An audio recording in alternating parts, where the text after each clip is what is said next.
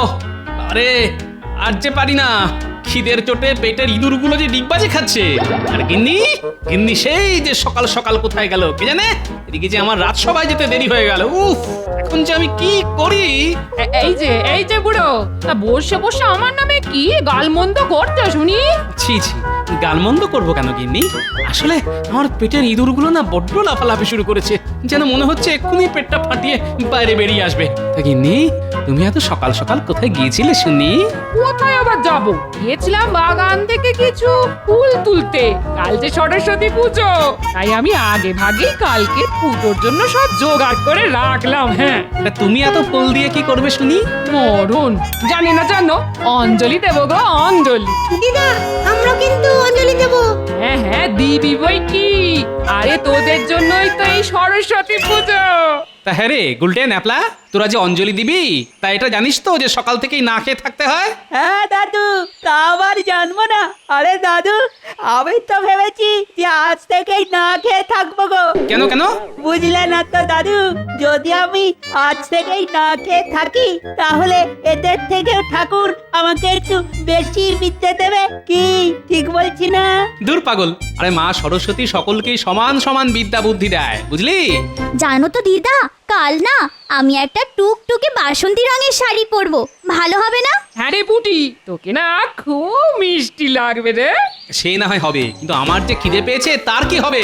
ওসব খাবার টাবার হবে না। হ্যাঁ, কাল সরস্বতী পুজো না, আমার মেলা কাজ আছে, আলপনা দেওয়া। তাই পারলে আজ না খেয়েই থেকো, তাতে যদি একটু বুড়িটা একটু কমে। অগত্যা চলি রে ন্যাপলা গুলটে পুটি, আজকে সারাটা দিন না হয় রাজসভায় জল খেয়েই কাটাবো।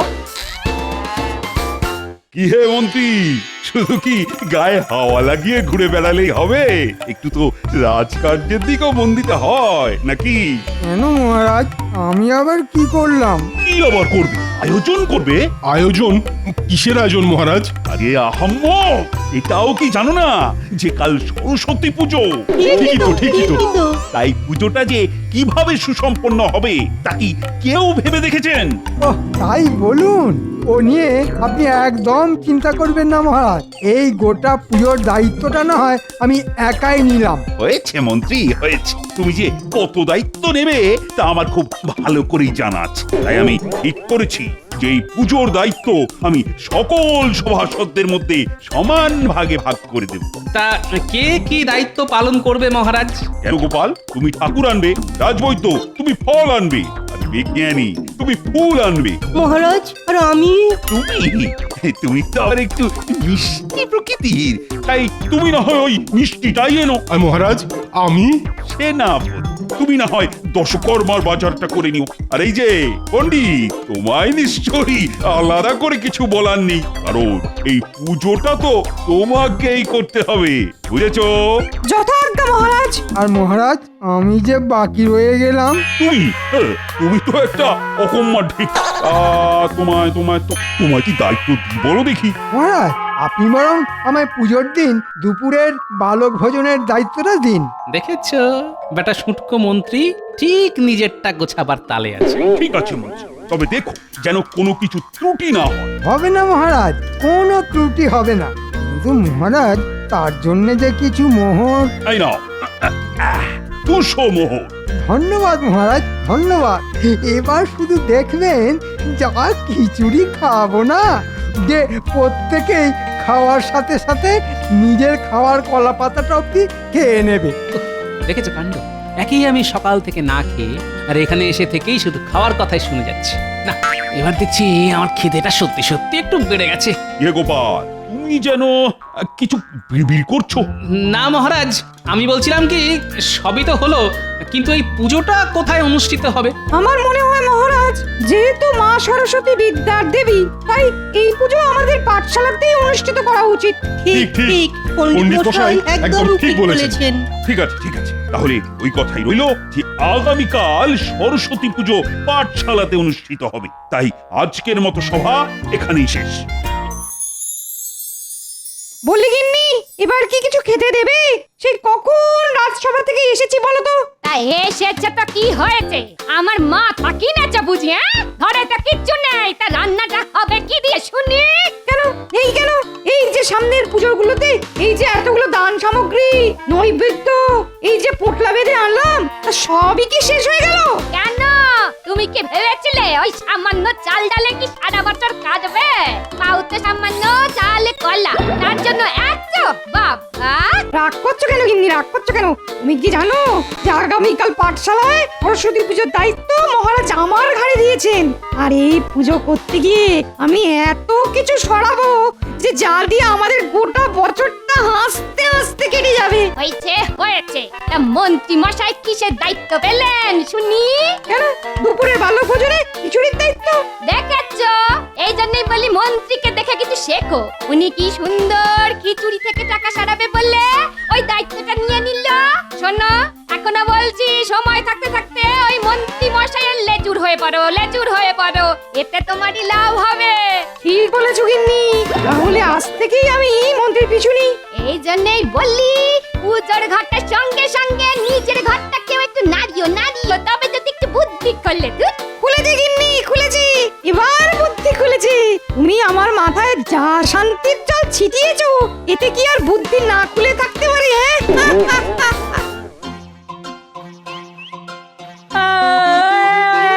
কি মজা, কি মজা! কাল আমাদের পাঠশালায় সরস্বতী পুজো। তাই সবাই বলো সরস্বতী মাই কি জয়, সরস্বতী মাই কি জয়।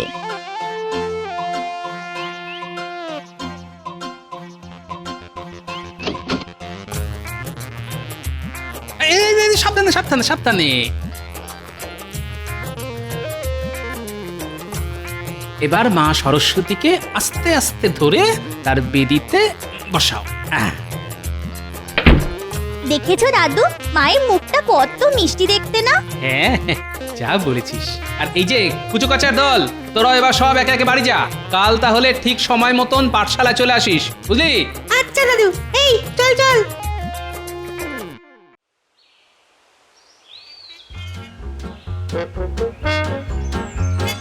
ও আজ সকালে যে কার মুখ দেখে উঠেছিলাম কে জানে।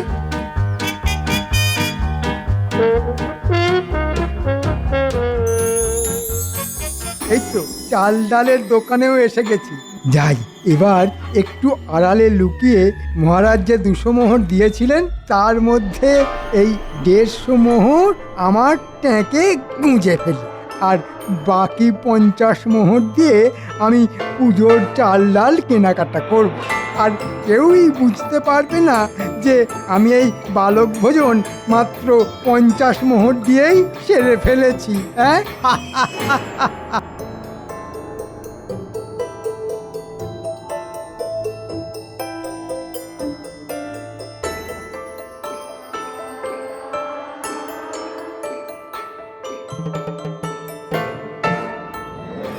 আচ্ছা মন্ত্রী মশাই, আপনার পেটে পেটে এত বুদ্ধি। ঠিক আছে, এবার আমিও দেখছি যে আপনি কিভাবে একা একাই 150 মোহর হজম করেন। এই 10, 20, 30, 40। হে মোদি, আরে মন্ত্রী মশাই যে, আসুন। তুমি তো জানোই যে আগামীকাল সরস্বতী পুজো, আর দুপুরে পাঠশালায় বালক ভোজনের ব্যবস্থা করা হয়েছে। তাই মহারাজ পাঠালেন তোমার কাছে খিচুড়ির চাল ডাল কিনতে। বাহ, এ তো খুব ভালো কথা। বসুন মন্ত্রী মশাই। আরে মুদি, অত ব্যস্ত হচ্ছে কেন? শোনো, কিছু পেতে গেলে যে কিছু দিতে হয় সেটা কি তুমি জানো? কথাটা তো ঠিক বুঝলাম না মন্ত্রী মশাই। বুঝলে না তো? জানতাম বুঝবে না। আমি তোমার কাছ থেকে যে 50 মোহরের বিনিময়ে চাল ডাল নিচ্ছি, এটা যেন কেউ জানতে না পারে, এমনকি মহারাজও নয়। এখন তুমি যদি এই শর্তে রাজি থাকো তবেই আমি তোমার কাছ থেকে এই চাল ডাল কিনতে পারি। নইলে তুমি তো জানোই যে এই কৃষ্ণনগরে আরো মুদি আছে, হ্যাঁ তাই না? না মন্ত্রী মশাই, ওইসব নিয়ে আপনি একদম চিন্তা করবেন না। শুধু মনে রাখবেন যে আপনি আমায় দেখবেন আর আমি আপনাকে। এই তো ব্যবসা সুলভ কথা। তাহলে তুমি যথার সময়ে সব জিনিস পাঠশালায় পৌঁছে দিও, ঠিক আছে? হ্যাঁ মন্ত্রী মশাই, আপনি নিশ্চিন্তে যান। যাক বাবা, কাজ শেষ। কি মন্ত্রী মশাই, কি কাজ শেষ? হ্যাঁ, এ কি তুমি? না মানে তুমি এখানে কি করছো? আমি তো মুদিকে ওই চাল ডালের দাম দিতে এসেছিলাম। তা 50 মোহরেই সব মিটে গেল বুঝি? এই পণ্ডিত, কি বলতে চাইছো তুমি? যেটা আপনি খুব ভালোভাবেই বুঝতে পারছেন। ও, তার মানে তুমি লুকিয়ে লুকিয়ে সব শুনেছিলে? আর কি করব বলুন মন্ত্রী মশাই, আপনাকে গভীর জলে ডোবাতে গেলে যে আমাকেও ভালো মতন সাঁতার জানতে হবে। কি ঠিক বলেছি না? তা কি চাও তুমি? কিচ্ছু না, ওই 150 মোহরের অর্ধেক 75 মোহর। যদি না দি? তার জন্য যে মহারাজ আছেন। ঠিক আছে, সে না হয় দেব, কিন্তু এই পুরো পরিকল্পনার ভাগীদার যে তোমাকেও হতে হবে। বাবু, এতে আর বলার কি আছে মন্ত্রী মশাই? এবার তাহলে আমার 75 মোহর। পাবে পাবে, আগে চলো, কেউ দেখে ফেলার আগেই এখান থেকে সরে পড়ি। হ্যাঁ, চলুন চলুন চলুন।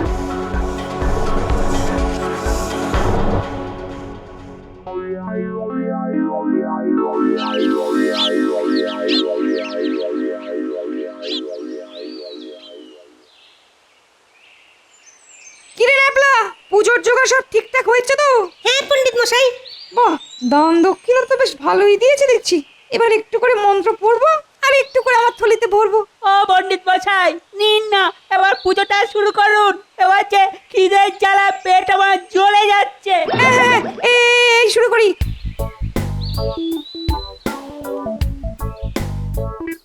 ওম নমো নমো কিরে গুলটে, পণ্ডিত মশাই যে এক এক করে সব নিজেই সাফ করে দিল। এরকম চললে তো আমাদের জন্য আর কিছুই থাকবে না। কিছু একটা কর।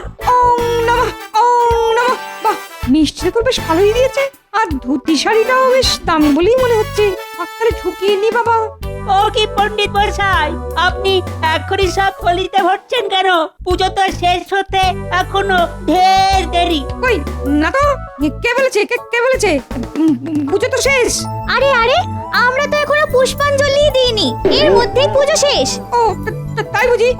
তাহলে এক কাজ কর, ফুলের সাজি থেকে একটা ফুল নিয়ে ঠাকুরের পায়ের কাছে ছুঁড়ে দে। বেশ, হয়ে গেল তোর পুষ্পাঞ্জলি।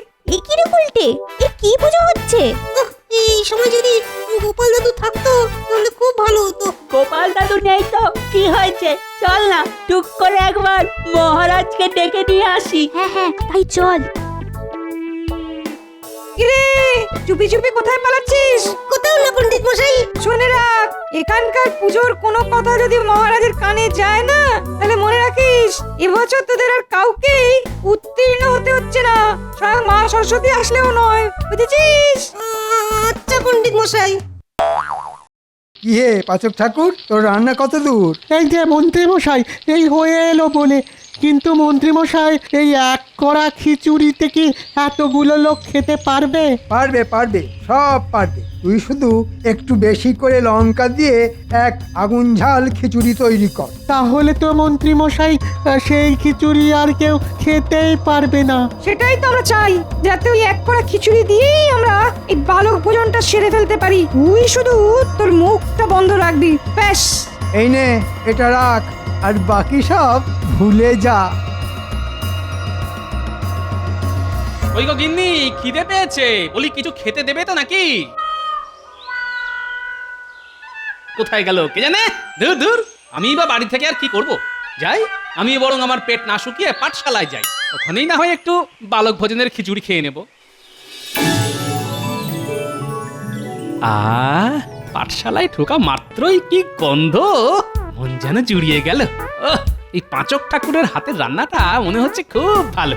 যাই, একটু খেয়ে আসি। এমনিতেই আজ তেমন কিছু খাওয়া হয়নি। এই পাচক, খুব মিষ্টি যে একটা গন্ধ বেরিয়েছে, তার রান্না কত দূর? এই যে গোপাল দাদা, প্রায় শেষ। তা শেষ যখন, তখন না হয় আমার একটু খাওয়াও দেখি, কেমন খেতে হয়েছে। না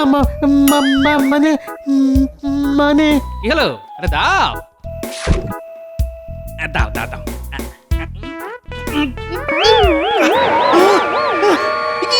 ওরে বাবা, ওরে বাবা, কি ঝাল রে! ওরে বাবা রে, ওরে বাবা, ওরে বাবা, যেন ত্রিভুবন ঘুরে এলাম। দেখো ঠাকুর, কি করেছো? খিচুড়িতে এত ঝাল কেন? না, আসলে না, ভুল করে। ও, তার মানে তুমি সত্যি কথাটা বলবে না? ঠিক আছে, এই আমি চললাম মহারাজের কাছে। দাদা দাদা, গোপাল দাদা, যেও না, যেও না, আমি সব সত্যি বলছি। তুই শুধু একটু বেশি করে লঙ্কা দিয়ে এক আগুন ঝাল খিচুড়ি তৈরি কর। তাহলে তো মন্ত্রী মশাই সেই খিচুড়ি আর কেউ খেতেই পারবে না। সেটাই তো আমরা চাই, যাতে ওই এক কড়া খিচুড়ি দিয়েই আমরা এই বালক ভোজনটা সেরে ফেলতে পারি।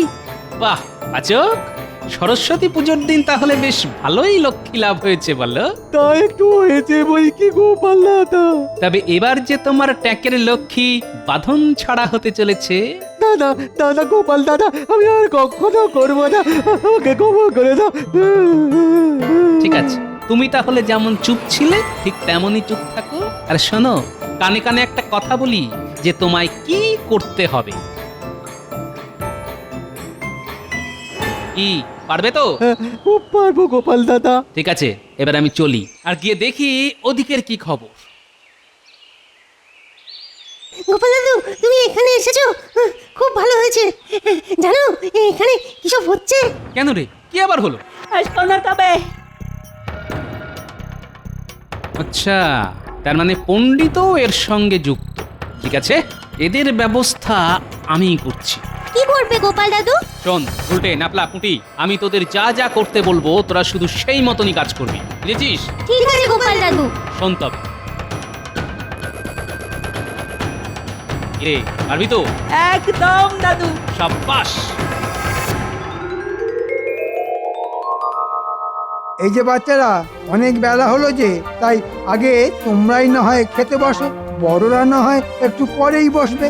হাজার হোক তোমরা এই পাঠশালার বিদ্যার্থী বলে কথা। কি বলো হে পণ্ডিত? হ্যাঁ, হবে না তো কি? এই যে এই গুলটে নাপলা পুটি, এই তোরাও খেতে বসে পড়, খেতে বসে পড়। না না, সে কি করে হয়? আগে আমাদের পণ্ডিত মশাই খাবেন, তারপর তো আমরা। হাজার হোক গুরুদেব বলে কথা। এই না, এই তা কি করে হয়, তা কি করে হয়? আমি হলাম যে এই পাঠশালার পণ্ডিত, তাই আমি সবার শেষেই খাবো। না না পণ্ডিত মশাই, বাচ্চারা তো ঠিকই বলছে। আগে আপনি খান। আপনি হলেন কিনা ওদের গুরুদেব। ওই তো রানীমা আর মহারাজও এসে গেছেন। আহা, কি নিয়ে তো বচসা হচ্ছে শুনি? না মহারাজ, এই বাচ্চাদের বলছি খেতে বসতে, তো এরা বলছে যে আগে নাকি তাদের গুরু খাবেন, তারপর বাকি সবাই। এবার আপনি এর একটা বিহিত করুন। না না না না না, বাচ্চারা তো ঠিকই বলেছে। একবার ভাবো মন্ত্রী, যে ওরা ওদের গুরুকে কত সম্মান করে, কত স্নেহ করে। ঠিক বলেছেন মহারাজ। তাহলে পণ্ডিত মশাই, এবার নিশ্চয়ই আপনার আর বসতে আপত্তি নেই। আরে এই বাচ্চারা, তোমরা তোমাদের গুরুকে খেতে বসাও। হ্যাঁ হ্যাঁ, বসুন পণ্ডিত মশাই, আপনাকে না হয় আমি খেতে দিচ্ছি। হ্যাঁ হ্যাঁ রানী, ঠিক বলেছ। তুমি না হয় সবাইকে খাওয়ানোর দায়িত্বটা নাও। যা ভেবেছিলাম সেটাই হলো। এবার জমবে মজা। এমা সরস্বতী, আমাকে এই বিপদের হাত থেকে বাঁচাও, বাঁচাও আমাকে। কি হলো পণ্ডিত মশাই, আপনি এইভাবে হাত গুটিয়ে বসে আছেন কেন? আন, দেখেছেন মহারাজ, আপনি বলা সত্ত্বেও উনি খিচুড়ি খাচ্ছেন না। কি হলো পণ্ডিত? এই তো মহারাজ, এই যে খাচ্ছি। খাও। ওরে বাবারে মরে গেলাম রে, কি ঝাল রে বাবা। উফ, ওরে কেউ জল দিলে রে বাবা। উফ, পালাই রে বাবা, পালাই। এটা কি হলো? আমার মনে হয় মহারাজ, খিচুড়িটা এতই ভালো হয়েছে যে উনি খিচুড়ি শেষ হবার ভয়ে আগে ভাগেই গ্রামের বাকিদের খাবার জন্য ডাকতে গেছে।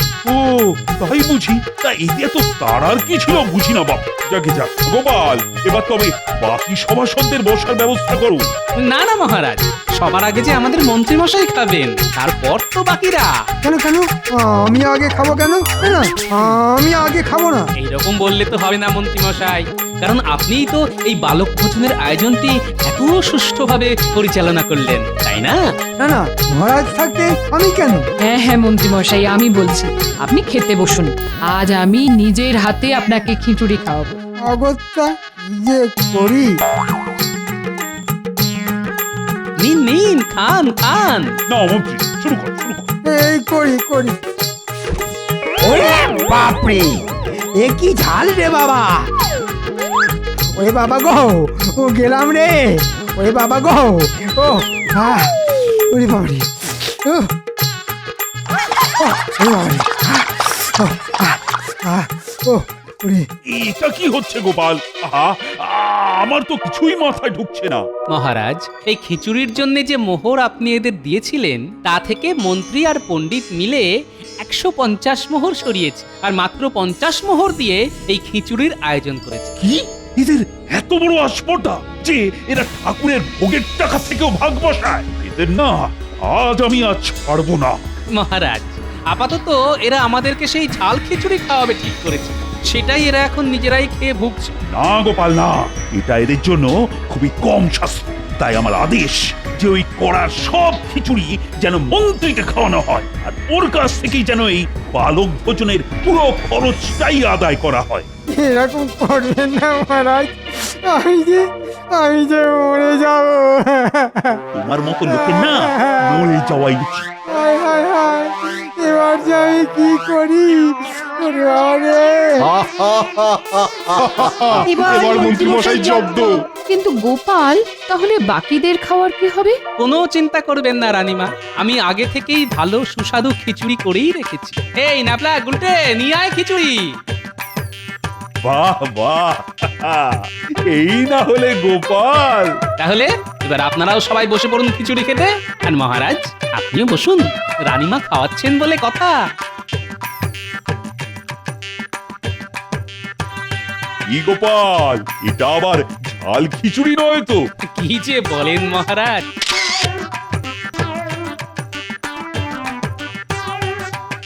কি কেমন হয়েছে খিচুড়ি? সাধু সাধু, অসাধারণ।